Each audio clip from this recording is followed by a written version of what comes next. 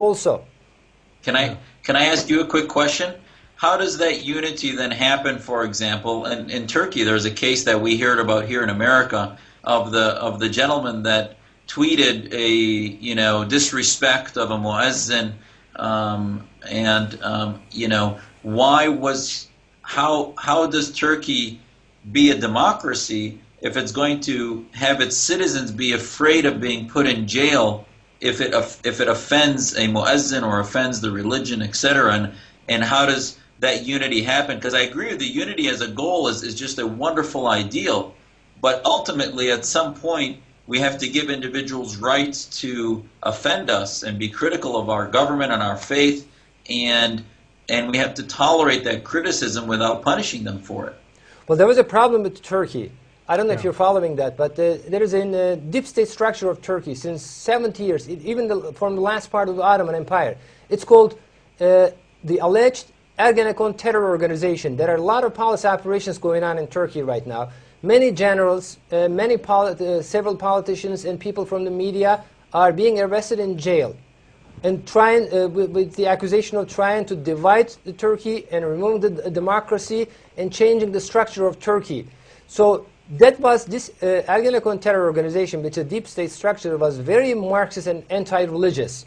For example, in the past, many Muslims were arrested for one sentence. For example, they said, "I am from Turkish nation, from Abrahamic nation, from the Turkish nation, Abrahamic nation," and they were put in jail, into mental hospitals, and there were many plots were done against these Muslims people.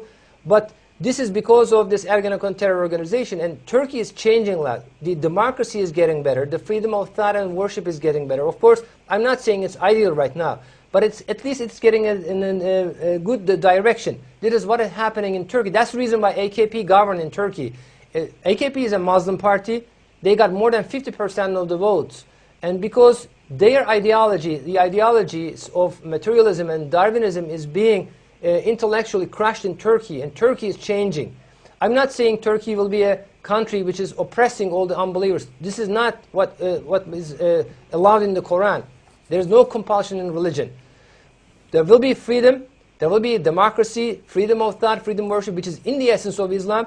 But without unity, the problems cannot be solved. As you might remember, Iran said, for example, to wipe out Israel from the map. That was the declaration of Ahmadinejad and the state of Iran, as you know. Right. I just hope someday this concept of Muslim party, Muslim political party, is no longer necessary. Because I, as an American, I just don't get that. We don't have Christian or Jewish political parties. We have American parties that are based in a political idea. The conservatives believe in small government, less taxation, strong national defense, less entitlement programs.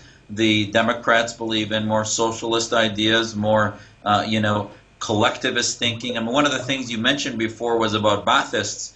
The Baathists in Syria sold this Arab nationalism, and they sold this idea that it was the government's role to create programs for social welfare, and it was a very, as you said, communist leftist idea, and that really wasn't even consistent with their constitution. And yet they worked very well with the Islamists, because the Islamists, even though they believe in unity in Islam and some of that, they believe in collectivism, where the group, it's not about the individual rights, but about the group's think, the group's rights, the societies, the tribe's rights.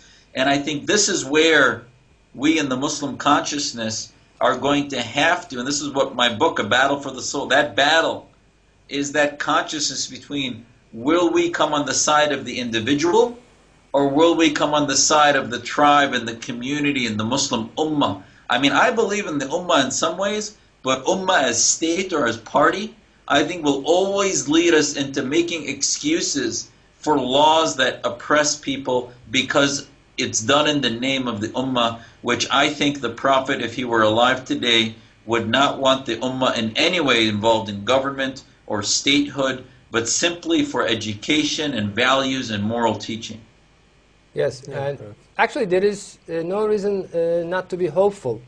And there are a lot of reasons being hopeful, because Allah will do it. Allah in the Qadar. Allah wanted it this way in the 20th century. There was Absolutely. World War I, World War II, wars, bloodshed, terrorism, anarchism, communism, fascism, racism. Now, in the 21st century, inshallah, good morality will prevail the world. With compassion. And that's why I believe I'm not exactly secular, because the American example of a government under God, like you said, Allah will inshallah guide us. Inshallah. I believe Inshallah. a society needs to be guided by God, but not by one faith, whether it be Christianity or Islam or any of them. MashaAllah. MashaAllah. That's We great. came to the end of Yes. the time and this beautiful conversation, and it was a great pleasure and honor to have you.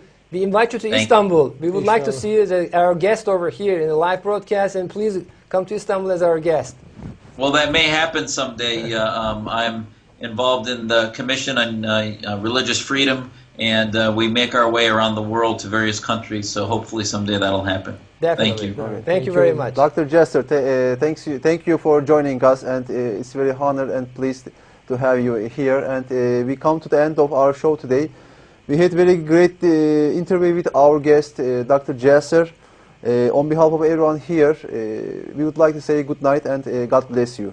Inshallah. Thank you. Thank you. Thank you.